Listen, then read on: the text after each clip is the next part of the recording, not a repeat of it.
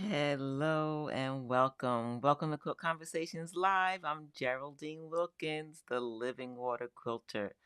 I am so glad you're here. We're going to talk about some tools, not all tools, some tools that we can use to finish our quilts. And I want to share with you, to begin with, what do we need? We need a good sewing machine, right? We need a machine that's going to help us accomplish our goal. Not every machine is capable of free motion quilting or ruler quilting. Those are the two things we're going to talk about, but specifically ruler quilting. In order to do ruler quilting, you need a machine that can do free motion quilting. Have you looked at your machine manual lately? Have you seen if your manufacturer creates a free motion foot? Do they have a foot for your machine? That is an important thing. That's where you want to get started first, to make sure that you have a machine capable of free motion quilting, that you can get a free motion quilting foot. Hello, Benita. So glad you're here. How are you? Awesome.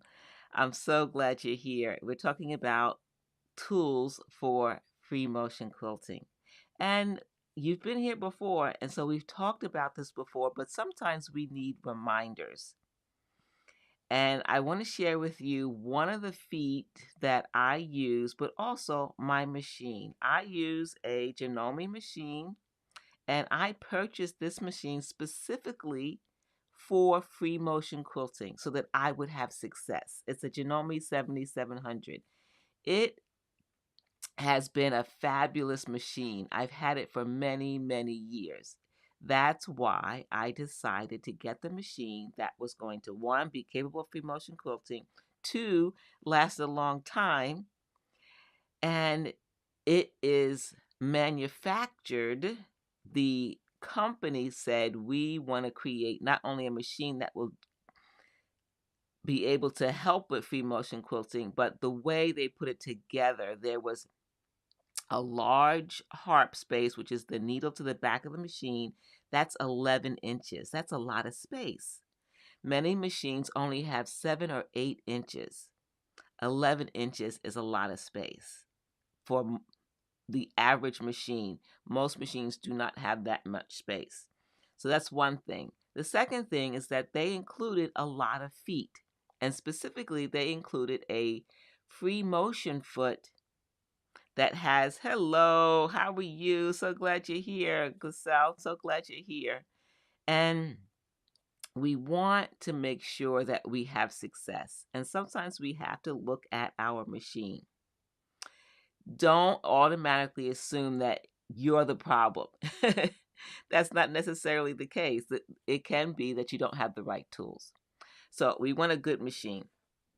And I want to show you, also you want a good extension table. If you don't have a machine inside of a table to create a flat surface, you want to get an extension table. And that's what I got. So let's take a look. So I got an extension table. I removed the arm from my Janome, and then I can put a custom cut acrylic extension table so that I can have a bigger surface for ruler quilting, free motion quilting. That is another key thing. See how that's a nice big surface? We don't want our quilts to drag. All of these are important steps to success with machine quilting, with finishing our quilts. So these are some of the tools that have helped me to be successful, and I believe they can help you as well. A good machine, an extension table, or a large surface where your machine is inside of a table. The next thing that you want to have a smooth surface for your quilt to go across. You don't want it to get snagged on that extension table, that area between the extension table and your machine. There's a little ridge. You want to make sure that the extension table is flush with your machine. Then you want to put on top of that a glider or a slider. It's an acrylic sheet that helps create a smooth surface around that area where the acrylic table is. And I'll show you what that is. This is that glider, and you can get different sizes, but this is another key. It does two things. It creates that smooth surface, and it also helps create a smooth surface for the machine between the extension table and the arm, but also for your fabric. Once that's on top of your machine, you have one little hole so that your needle can go through. The rest is a smooth surface, and the glider has a tacky surface on the bottom. It's not glue, it's just tacky. It sticks to the acrylic so it doesn't move while you're stitching. So you want that nice smooth surface. Then you want a good free motion foot and ruler foot. And remember, my machine came with one, and I want to show you which one that is. Let's go to the overhead camera. So my machine came with this foot. It is a free motion adjustable foot. It's adjustable because right here there's a wheel. See that wheel? That will adjust the height of the foot. And it's also convertible because this is the open toe part of the foot, but it also has these parts, this one and this one. This is a Janome convertible foot. And you can get it for a low shank or high shank foot, machine rather. So this is for a low shank machine, and you can tell because this part of the foot is low. This is low. If it was a high shank machine, this section would be higher. So you can turn this wheel to adjust the height of the foot. If you look right in here, this is where the adjustment is happening. So that's going to get bigger or smaller, and that will show you that the foot is getting lower in this case because this part is getting bigger, so this is going lower. And if you go the opposite direction, it's going to raise the foot and make it higher. See how I'm turning the wheel, and now it's going higher. There's the open toe. That is what my favorite foot attachment is, this open toe.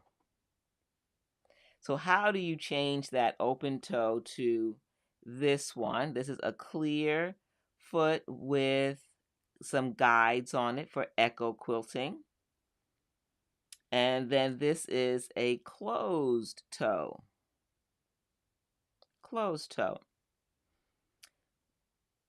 And you do that by changing this screw in the back.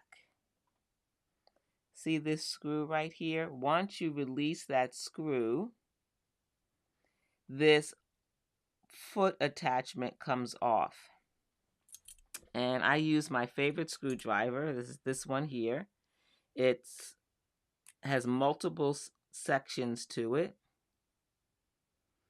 And I just put what size I want. And then you can also take this portion off. You don't have to use the whole thing, which I often do when I'm changing out or cleaning out my bobbin area. I will take it out and use it like this. So I'm loosening this screw in the back. Once that screw is off,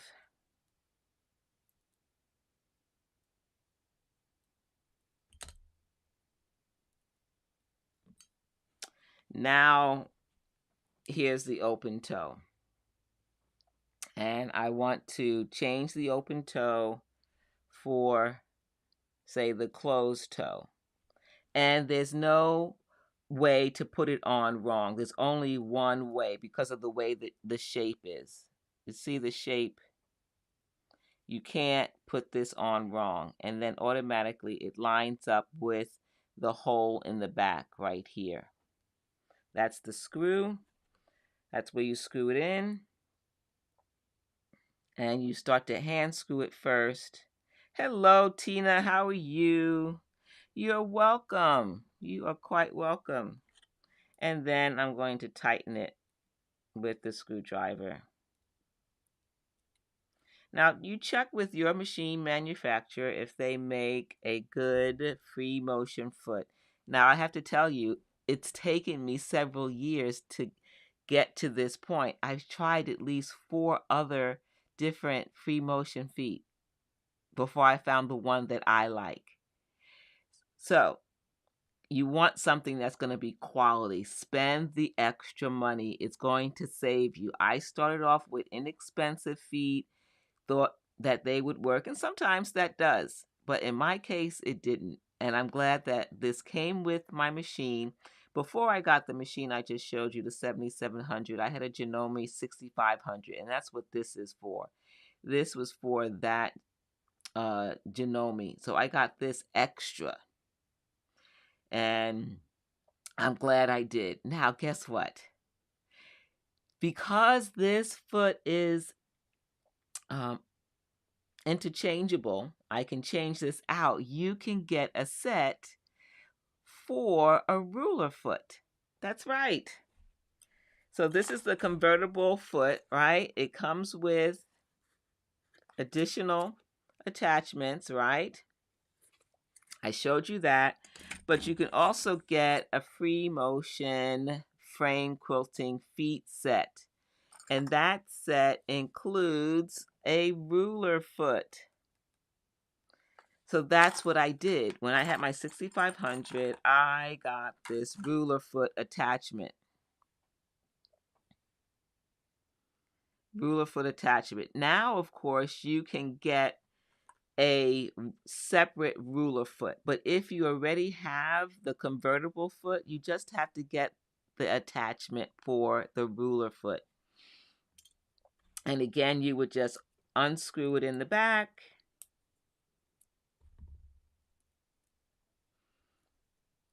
And now you've gone from a open toe to a closed toe to a ruler foot just that quickly. That's why it does pay to invest. That's what this is. It's an investment. My eyes are tearing here. Excuse me, ladies. All right, so I'm screwing that on. Tighten it, and I'm good to go with a ruler foot. That is fantastic. I love this convertible foot. Okay. So, now that we have all the tools we need for our machine, we need to look at rulers. And that's what we're going to talk about mostly today. These are the tools to get the machine set up. We have a good machine that works free motion quilting. We know because it was manufactured for that purpose. If you want to get into free motion quilting, if you have started already and you have some frustration with your machine, I encourage you to go and test machines that were made for free motion quilting. It will save you a lot of headache. And with a large harp space. From the needle to the back of the machine, you have at least 9 inches or more. Mine is 11 inches. Now, we have a good foot. We have set up an extension table, and we have our glider. And we need that glider and extension table for ruler quilting. So I want to look at some new, well, they're kind of new, but not new. I've tried them years ago, and I am looking at them again. I'm looking at these acrylic rulers, and I'm going to start making some videos on these rulers. So I want to introduce them to you. And one is, well, you've probably seen this one, maybe not. It's called a chain ruler, square chain. Have you heard of the square chain rulers? This is what it looks like. Let me go back to the overhead camera. This is a square chain ruler, and it's by Quilter's Rule, and it's called a chain because we have 4 different sizes on one ruler. Hello, Miss Hunt. How are you? So glad you're here. And I like this one because you have 4 different sizes and you can do multiple things with it. It's a good beginner ruler, and it's a square, but they only have the foot go along a half of the square, only half at a time. So you're doing it section by section.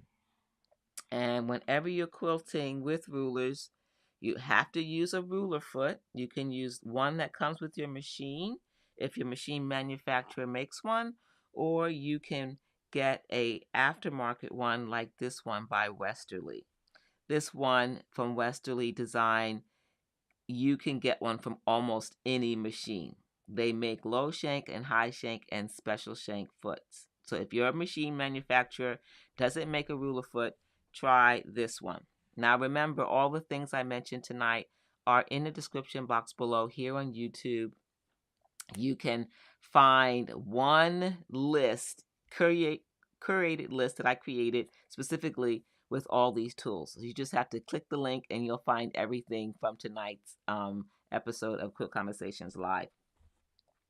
So let me show you a little demonstration of what kind of designs you can make with this.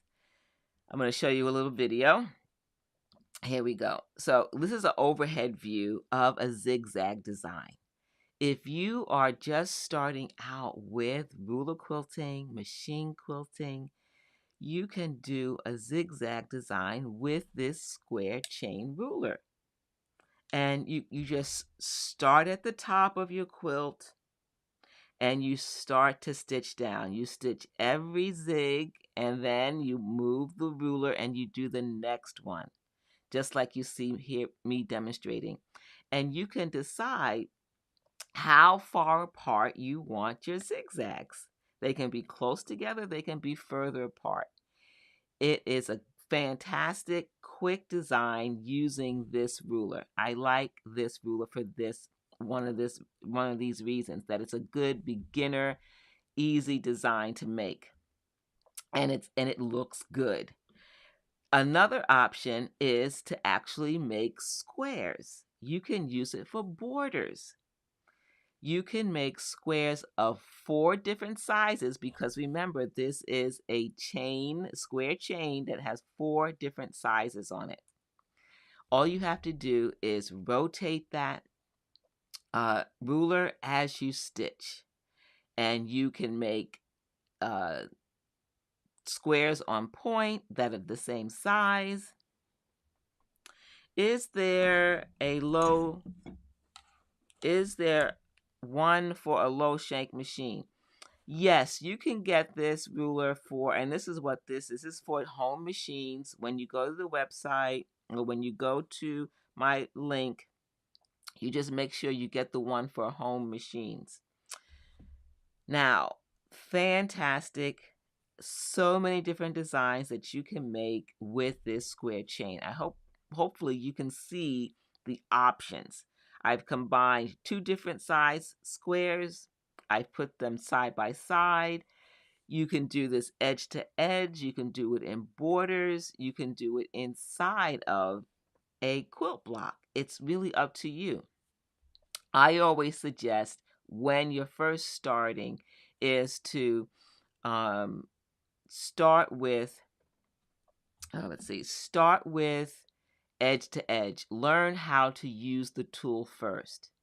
Don't do any complicated designing. Just do a simple zigzag. Learn that first. This next step, do squares and do the same size.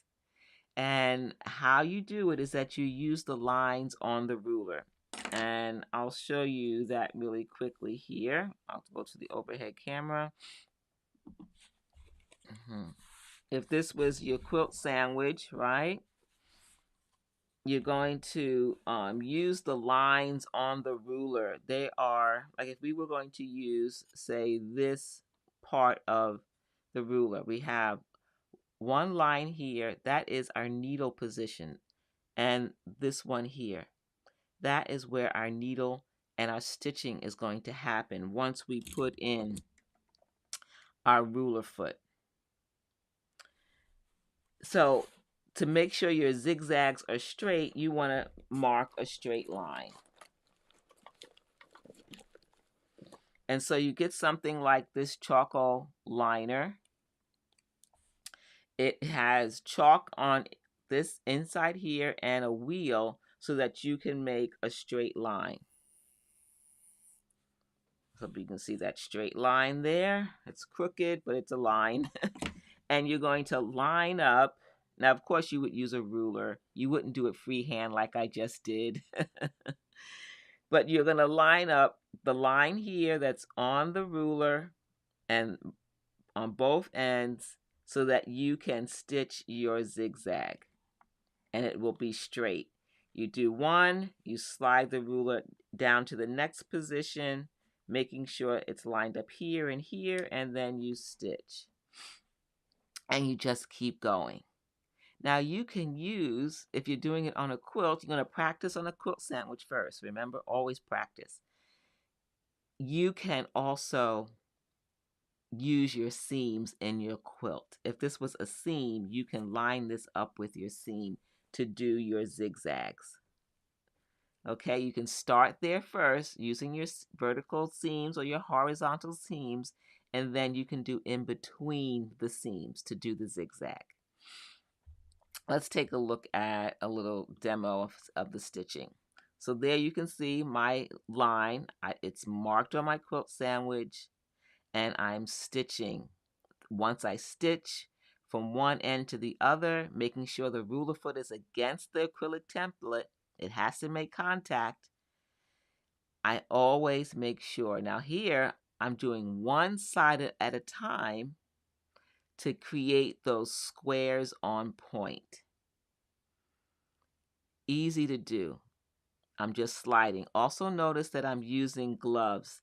Hello, how are you? So glad you're here. Thanks for joining us live tonight. Fantastic tool to use to make designs. This is one of several of their chain acrylic rulers. Now, there is the glider. You see why we would need that nice smooth surface. We don't want this to come in contact with the extension table because it will jump and you don't want it to move during the stitching process. So right here, I want to show you, let me bring this back. Let's see, here we go. I want to, let's see, that, and we're gonna hide that. Trying to, you see all those threads? I like to bury my threads. I have long tails, as you can see. When I'm starting a new section, I have the top and bottom thread at the top of the quilt. I will lock the stitches, 2 or 3 stitches, but I also bury the threads. Notice how I changed the size of the square midway. Now I'm going to a larger square. So because you have 4 different sizes, you can combine those sizes together. Now I've done 1/2 of the square. Now I'm going to do the second half. Remember, you have to use that reference line that you've marked with a chalk line, pencil or roller. And now I'm doing the other squares on point, and I'm just rotating the template to the right size, making sure the foot is having contact with the acrylic template. I'm using gloves to help me move the fabric and control the acrylic. I need those gloves. And so those gloves are machine gears. I love machine gears gloves. And I always have a pair next to my machine or when I'm taking or teaching a class. I use machine gear gloves. And so you saw that I pull up my bobbin thread to the top. I stitch in place. Now I have these two long tails that need to be buried. And I want to share with you quickly how I bury threads. If you've never done this before, it's a neat thing to learn. Let's go back to the overhead camera. So here's a little practice sandwich, and I have some thread here where I pulled up the bobbin thread and the top thread. So we have two threads. And this is personal choice. You can stitch several stitches in place and say it's all good and it's locked. And a lot of quilters do that.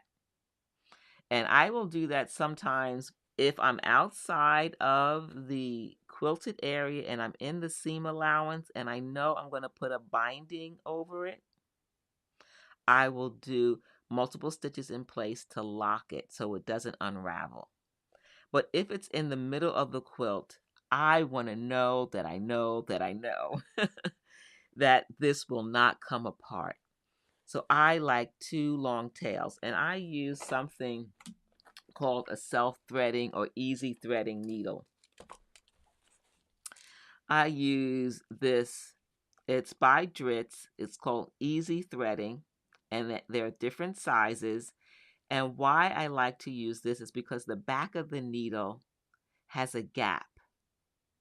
So I don't have to thread two pieces of thread through an eye. I just apply pressure to the thread on the back of the needle to thread the needle.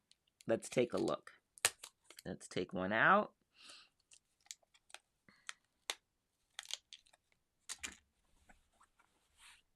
Okay. So you have to hold the thread taut in order for the needle to thread from the back. But before I do that, I like to make a knot. And I do that by making a loop. Hopefully you can see that. I make a loop. You can see that little loop here. Then when I pull the thread through the loop, I also put the needle on the inside of the loop. This is always challenging to show on camera, but you see the loop and I have my needle inside the loop.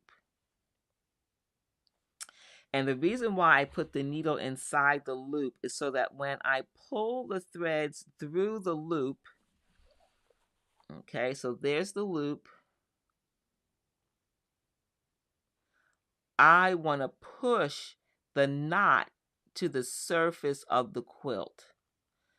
By putting the needle inside of the loop, I can push that knot to the surface of the quilt. So I'm going to do that, and I'm going to pull that. As I'm pulling the thread, this one here, I'm also pushing that loop to the surface of the quilt. And see how now the loop is closer to the surface of the quilt? And now I have a knot. Hopefully you can see that little itty bitty knot. It's hard to see on camera, but it's there. Now that I have that knot, I want to thread both threads into the needle. And that's where this needle comes into play. In the back, there's a little gap. And I'm just going to hold this taut, apply pressure to thread the needle by just pushing on the thread. So now it's threaded. I didn't have to get out my magnifying glass or figure out how do I get both threads into one eye of a needle. It's done. Now I want to come as close as I can to the stitches where that knot is, and I want to put the needle in between and into the batting. So that's what I'm doing, and then I want to bring it up. Sometimes I like to check the back to make sure I don't see the needle. If I see the needle, that means the thread will be visible on the back. I don't see the needle. Now I want to pull the thread through. So you can see the thread coming through. And then you just give it one little tug. And when you give it that tug, the knot will go below the surface and underneath the fabric. And you don't see the knot. It's a nice, clean finish.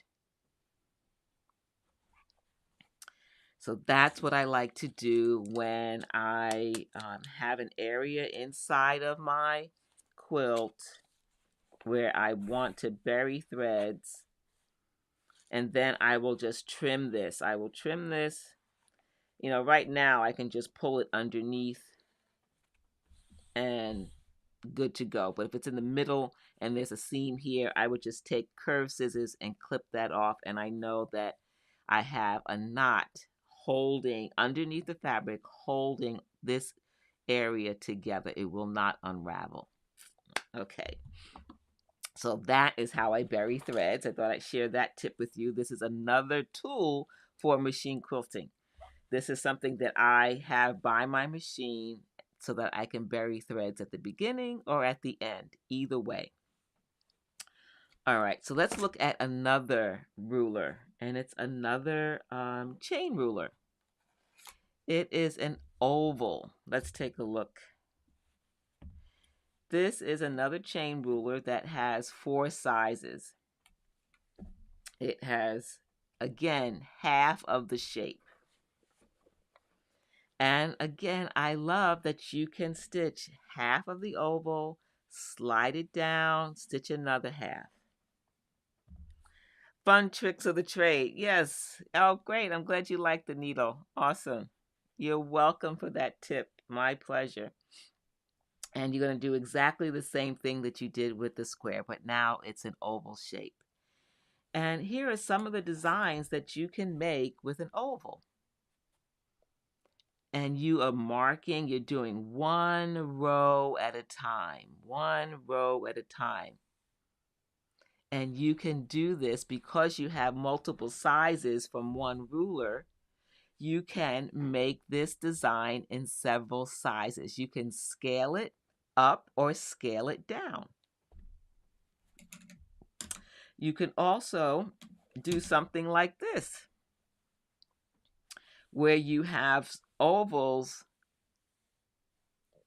coming out from one point. So 1, 2, 3, they all started here and they radiated out.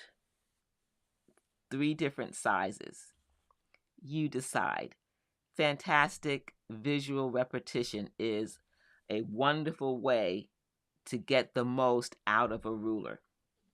Now, of course, these require a little bit more work and effort to accomplish. Anything worth doing, in my opinion, takes time and effort. Too often, I think we want drive through everything. We want to drive through and get our coffee. We want to drive through and get our meal. We want to drive through and become a beauty queen. Hi, what are you using on the back of the wheels to stop it from slipping? Good question. This right now has something called stable tape. It's by Westerly Design. It is thin, and you don't want to use anything that's going to raise the height or increase the thickness of the ruler. So I use stable tape. That's one of my favorites, but I'm also experimenting with something else, and I want to share that with you. It is called True Grips. True Grips was originally made for acrylic rulers for cutting fabric, not for free motion acrylic ruler quilting. But I thought, well, why can't I try it? Hey, Terry. Yes, one ruler with so many possibilities. So true. I like rulers that have a lot of possibilities, especially one ruler that has 4 different sizes. So I'm experimenting now with True Grips. Right now, this does not have, let me get some fabric here. This side has the stable tape. This side does not. So when I do this, it slides. And when we are quilting with acrylic rulers, remember it's free motion quilting, which means we move the fabric. The machine does not. The feed dogs are not engaged. We want it not to slide. So this side has the stable tape, and it's going to grip the fabric as you stitch. That's what you want, but you don't want it to increase the thickness or raise the height of the ruler. So that's what I like to use, and I always start with a little, and then I test. Is it gripping? Do I have a death grip on this? You cannot sustain quilting over many minutes, hours sometimes, if you have a death grip. I know I need gloves in order to hold this. I just can't use acrylics without gloves, so I use gloves and I use the stable tape. Now I'm trying this True Grip, and what does that look like? Here is another oval template. This also has 4 sizes. This is nested. It has 4 sizes and it's nested, and it's a little bit different because you can stitch the entire oval, where here you stitch half and then you have to change the position of the ruler. This one you can stitch the entire oval or you can stitch half. It's up to you. You can do one or the other without having to shift the ruler. And here are the True Grip dots right here and right here. Now you get a large circle and then you get a tiny circle, which you can see here. This tiny circle is what was inside of this. So we have areas that we can put additional and smaller True Grip. Again, I start with a little and I add as needed so that it will grip the fabric. And this one works a little bit different. I don't know if you've seen the nested acrylic rulers before, but you need tape to hold it together. At least I do, and that's what I recommend. So this is the smallest size at half an inch. Now you have the next size, but you see there's a problem right here. That means you just turn this key to the appropriate size. Now you have a complete oval. When you want to do the next size, you pull this out and then you turn the key again until you get the right size. Then this is the next size. You turn the key again and then you have the 4th size.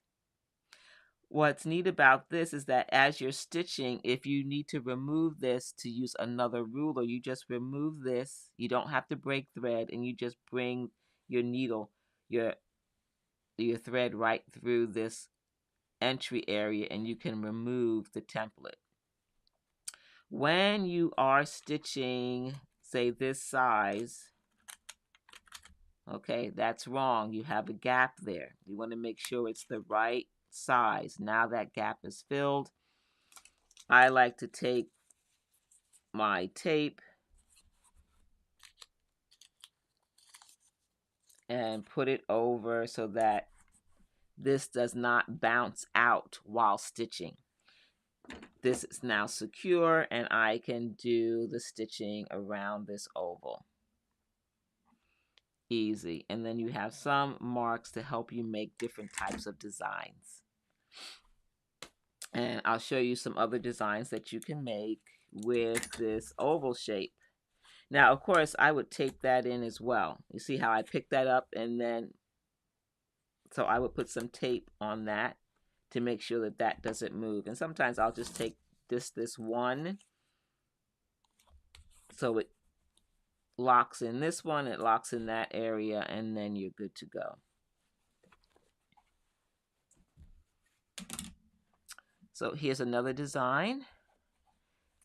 Remember I said you can start with these templates by doing edge-to-edge designs, vertical designs, horizontal designs. And here we have some ovals in the center Hey, Rochelle, how are you? Hello, Marla. And let's see. Yep, I hope that answered your question, Marla, with the true grip and the stable tape. So we have some center ovals, and then we alternate with half ovals on each side. Okay, that's another option. Okay, great, Marla. And then we can do some block-based designs. All that lint. We always have lint and thread everywhere, don't we, as quilters? It always shows up. No matter how many times we clean it off, it always comes back. So when you have a ruler with so many sizes, you can make the same design in different sizes. That's another reason why I like this ruler. And where's my chain?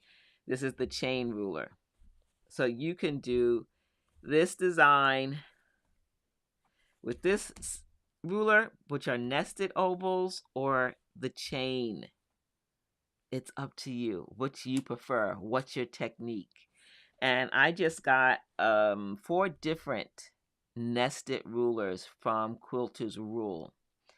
And I'm going to start designing more patterns, and I'm working on a couple of classes so that we can learn how to use these nested rulers to make fun designs. Okay. Any questions, ladies? All right, going out to church. Thanks for stopping by before going to church. Thanks. Appreciate you. Have a great evening. You too. All right. What did I not share? I think I shared everything that I was going to share tonight. Hey, Kathy, how are you?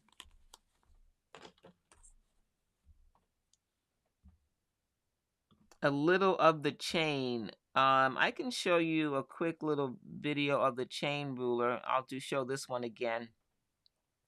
This is the square chain. And remember, you have to mark a straight line, a reference line, so that you can use the lines in the ruler to make your pattern straight, to close off the square. And I'm doing squares on point, doing them a half at a time. And you can combine squares. It doesn't have to be the same square. They don't have to all be the same size. They can be different sizes, or they can be the same size. Great for borders, great for sashing. You decide where to put it, or you can do it edge to edge. I think if hopefully that's what you mean, Kathy. You want to see something like that.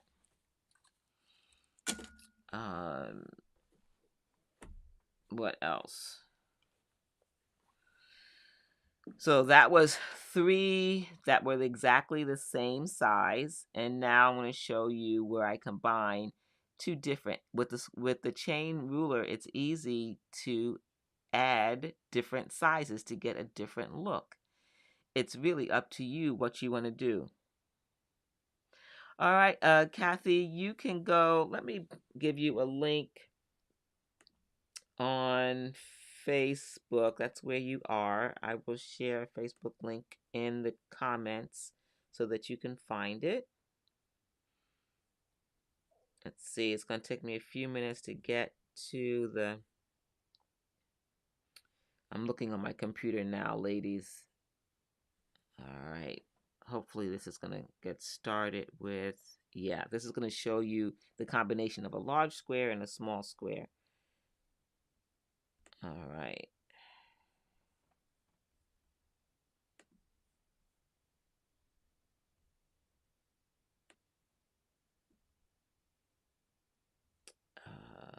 Okay. All right, it's coming your way, Kathy. I'm almost there.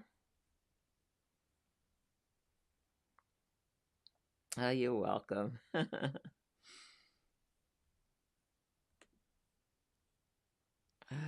right. It's loading. It's taking its time. You know, technology, we would want it to work fast for us, but sometimes it doesn't. Okay, it should be in there now. Yep, just go to that link. That is my, and those of you on YouTube, you can get the link in the description box below to these rulers. I made a special list for everything that I shared tonight. So you click that ruler quilting tools, and Kathy, the one I put on Facebook, it's going to go to my Amazon affiliate shop, and that's where I have curated lists for different topics for free motion quilting. So you'll find the free motion foot and the ruler foot that I talked about tonight. You'll see also the list of ruler quilting templates, the chain rulers I talked about tonight. So it's all there. And if you can't find it, please let me know. I want to help you. I love this ruler. Well, that is it for tonight, ladies. I just want to share some of the tools that I use. I think I shared just about everything. If I didn't, if you don't have any questions, I think that is it. I wanted to share with you my new set of chain rulers. I'm going to start making videos on these chain rulers and on the nested rulers. So look for that. That's going to start coming in the next few months. It's going to take me some time to do. So I'm going to do some videos on the chain rulers and also the nested rulers, and in part because I am prepping for a new classes that I'll be teaching soon, and you're gonna help me with that. All right, so hello, you're welcome. All right, fabulous, you're welcome, Marla. You're welcome, Miss Hunt. Good to see you ladies tonight. So glad you're with me. I will be back on Friday for another Quilt Conversations Live, and we're going to continue the series, The 10 Steps to Stress-Free Machine Quilting. And as a reminder, I've already shared with you fabric preparation, piecing, pressing, and batting. So Friday is going to be about basting. Number 5, basting. Number 5. We're going to talk about that, and I will see you then. Have a fabulous rest of your week. I hope you're having a great week, and I will see you then. All right, ladies, don't forget, if you are on YouTube, subscribe, give it a thumbs up, and Facebook also, don't forget to give it a thumbs up or give it a heart if you learned something tonight and you enjoyed Quilt Conversations Live here once again. All right, thank you, ladies. See you soon.